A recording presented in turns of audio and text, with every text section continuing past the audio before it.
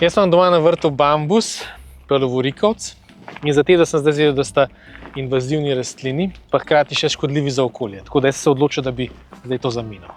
Ja, to je super. V arboretu imamo ideje, s čim zamenjati. Ne?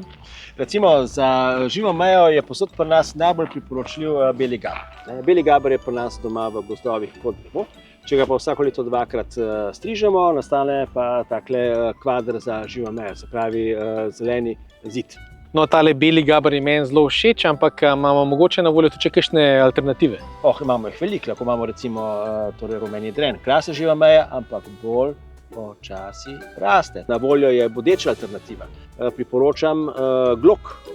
Zdaj obstaja pa tudi zimzelene žive meje, ki jih je pa manj. Naše podnebje zimzelenim lisovcem ni naklonjeno. Ne?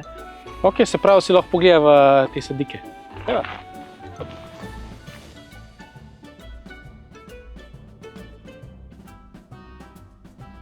No, jaz sem zelo vesel, da sem se danes nekaj novega naučil. V bistvu se ne zavedamo, koliko velikih invaziv imamo v okolici svojih vrtov. Tako da se moramo nujno naučiti, kako pravilno z njimi ravnati. Če pa ne, pa priporočam, da si izberemo eno domorodno vrsto.